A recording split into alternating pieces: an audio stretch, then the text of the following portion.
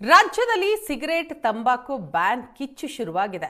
Cigarette ಮಾರೋರಿಂದಲೇ cigarette ಬ್ಯಾನ್ಗೆ ಒತ್ತಾಯ ಆಗಿದೆ. ಸರ್ಕಾರಕ್ಕೆ ಸಿಗರೇಟ್ ತಂಬಾಕು ಬ್ಯಾನ್ ಮಾಡಬೇಕು ಅಂತ ಸಿಗರೇಟ್ ಮಾರೋರೇ ಆಗ್ರಹಿಸಿದ್ದಾರೆ. ಕರ್ನಾಟಕ ರಾಜ್ಯ ಬೇಕರಿ ಕಾಂಡಿಮೆಂಟ್ಸ್ ಸಂಘದಿಂದ ಒತ್ತಾಯ ಕೇಳಿ ಬರ್ತಾ ಇದೆ. ಸಿಗರೇಟ್ಗಾಗಿ ಪುಡಿ ರೌಡಿಗಳಿಂದ ಹಲ್ಲೆ ಪ್ರಕರಣಗಳು ಕೂಡ ಜಾಸ್ತಿ ಆಗ್ತಾ ಇದೆ. ಬ್ಯಾನ್ ಮಾಡಿದ್ರೆ ಸಮಸ್ಯೆನೇ ಇರಲ್ಲ ಅಂತ ಕಾಂಡಿಮೆಂಟ್ಸ್ ಮಾಲೀಕರು ಹೇಳ್ತಿದ್ದಾರೆ. ಹಾಗಾಗಿ ಇದನ್ನ ಬ್ಯಾನ್ ಮಾಡಬೇಕು ಅನ್ನುವಂತಹ ಒತ್ತಡವನ್ನ ಮಾಲೀಕರು ಮಾಡ್ತಾ ಇರೋದು. ಸಿಗರೇಟ್ ತಂಬಾಕು ಬ್ಯಾನ್ ಮಾಡಿ, ಇಲ್ಲ ನಮಗೆ ರಕ್ಷಣೆ ಕೊಡಿ ಸರ್ಕಾರಕ್ಕೆ ಮನವಿ ಮಾಡ್ತಿದ್ದಾರೆ ಬೇಕರಿ ಕಾಂಡಿಮೆಂಟ್ಸ್ ಸಂಘದವರು.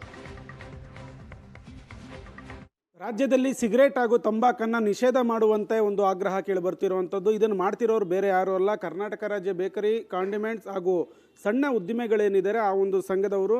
ಯಾಕೆ ಅವರ ವ್ಯಾಪಾರ ಮಾಡೋರೆ ಯಾಕೆ ಒಂದು ಬ್ಯಾನ್ ಮಾಡಿ ಅಂತ ಅಂದ್ಬಿಟ್ಟು ಕೇಳ್ಕೊಳ್ತಿದ್ದಾರೆ ಅನ್ನೋದ್ರ ಬಗ್ಗೆ ಮಾತಾಡೋದಕ್ಕೆ ಕರ್ನಾಟಕ ಬೇಕರಿ ಮತ್ತು ಕಾಂಡಿಮೆಂಟ್ಸ್ನ ಸಣ್ಣ ಉದ್ದಿಮೆಗಳ ಸಂಘದ ಅಧ್ಯಕ್ಷ ಪ್ರತಾಪ್ ಶೆಟ್ಟಿ ಅವರು ನಮ್ಮ ಜೊತೆ ಇದ್ದಾರೆ. ಸರ್, ಮಾರೋರೆ ನೀವೇ ಬ್ಯಾನ್ ಮಾಡಿ ಅಂತ ಹೇಳ್ತಾ ಇದ್ದಾರೆ, ಯಾಕೆ?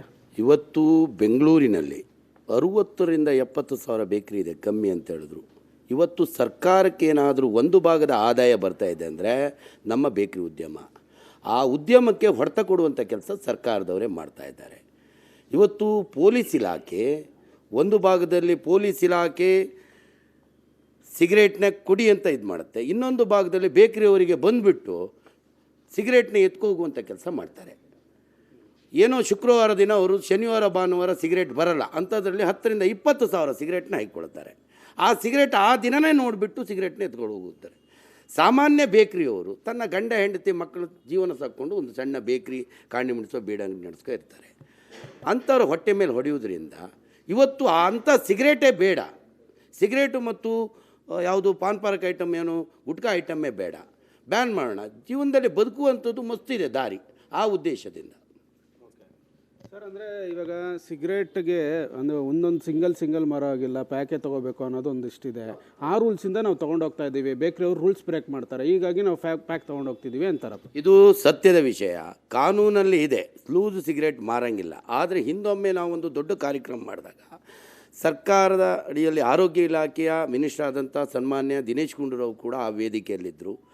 ಅವರು ಕೂಡ ಹೇಳಿದರು, ಯಾವುದೇ ರೀತಿಯಲ್ಲಿ ಸಾಮಾನ್ಯ ಒಬ್ಬ ಬಡವ, ಅದು ರೈತ ಆಗಿರ್ಬೋದು, ಸಾಮಾನ್ಯ ಕೂಲಿ ಕಾರ್ಮಿಕನಾಗಿರ್ಬೋದು, ಅವನಿಗೆ ಪ್ಯಾಕೆಟ್ಗಟ್ಟಲೆ ಸಿಗರೇಟ್ ತಗೊಂಡು ಹೋಗ್ಲಿಕ್ಕೆ ಆಗೋದಿಲ್ಲ. ಅವನ ಚಟ ಇರುತ್ತೆ, ಆ ಚಟಕ್ಕಾಗಿ ಒಂದು ಸಿಗರೇಟ್ ಸೇರ್ತಾನೆ. ಅವನಿಗೆ ಏಕಾಏಕಿ ಒಂದು ಪ್ಯಾಕೆಟ್ ತೊಗೊಂಡು ಹೋದ್ರೆ ಹೊರೆ ಆಗುತ್ತೆ, ಆಯಿತಾ? ಅಂಥದ್ರಲ್ಲಿ ಇವರು ಅದನ್ನೇ ಕಾಯ್ದುಬಿಟ್ಟು ಆ ಸಿಗರೇಟ್ ಹೊಡೆಯೋನಿಗೂ ಕೂಡ ಫೈನ್ ಹಾಕ್ಬಿಟ್ಟು, ಅಂಗಡಿಯವರಿಗೂ ಕೂಡ 2,000 to 3,000 ಫೈನ್ ಹಾಕ್ಬಿಟ್ಟು, ಇದ್ದ ಸಿಗರೇಟ್ನೆಲ್ಲ ತೊಗೊಂಡೋಗಿ ಸ್ಟೇಷನಿಗೆ ಬನ್ನಿ ಅಂತ ಹೇಳ್ಬಿಟ್ಟು 5,000 to 10,000 ಫೈನ್ ಹಾಕುವಂಥ ಕೆಲಸ ಮಾಡ್ತಾರೆ. ಇವತ್ತು 10,000 ಸಿಗರೇಟ್ ಸೇಲ್ ಮಾಡಿದ್ರೆ ಆ ವ್ಯಕ್ತಿಗೆ ಸಿಗೋದು 600 to 700.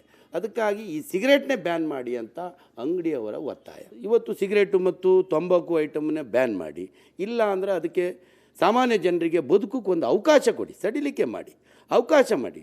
ನೀವು ಏನಾದರೂ ಆ ಥರ ಇದ್ದರೆ ITC ಅವರಿಗೆ ಫೈನ್ ಹಾಕಿ, ಗುಟ್ಕಾ ಮಾಣಿಚಂದ್ ಕಂಪನಿಯವರಿಗೆ ಫೈನ್ ಹಾಕಿ, ವಿಮಾಲ್ ಕಂಪನಿಯವರಿಗೆ ಫೈನ್ ಹಾಕಿ. ಇಲ್ಲಿ TV ಮಾಧ್ಯಮದಲ್ಲಿ ಅದು ಬರ್ತದೆ, ಈ ಕಡೆ ತಿನ್ನಿ ಅಂತ ಬರುತ್ತೆ, ಈ ಕಡೆ ತಿನ್ನಬೇಡಿ ಅಂತ ಪೊಲೀಸ್ ಅಧಿಕಾರಿಗಳು ನಮಗೆ ಚಿತ್ರಹಿಂಸೆ ಮಾಡುವಂಥ ಕೆಲಸ ಮಾಡ್ತಾರೆ. ದಯವಿಟ್ಟು ಅದನ್ನು ಬ್ಯಾನ್ ಮಾಡಿ, ಇಲ್ಲ ಅಂದರೆ ಸರ್ಕಾರ ಈ ತಕ್ಷಣ ಅದಕ್ಕೆ ಸಡಿಲಿಕೆ ಕೆಲಸ ಮಾಡಿ ಅಂತ ಕೇಳ್ಕೊಳ್ತೇನೆ. ಇದಿಷ್ಟು ಕರ್ನಾಟಕ ರಾಜ್ಯ ಬೇಕರಿ ಕಾಂಡಿಮೆಂಟ್ಸ್ ಹಾಗೂ ಸಣ್ಣ ಉದ್ದಿಮೆದಾರರ ಸಂಘದ ಅಧ್ಯಕ್ಷ ಪ್ರತಾಪ್ ಶೆಟ್ಟಿ ಅವರ ಮಾತಾಗಿರುವಂಥದ್ದು. ಕ್ಯಾಮ್ರಾ ಪರ್ಸನ್ ನವೀನ್ ಪೂಜಾರಿ ಜೊತೆ ಚೇತನ್, ಏಷ್ಯಾನೆಟ್ ಸುವರ್ಣ ನ್ಯೂಸ್.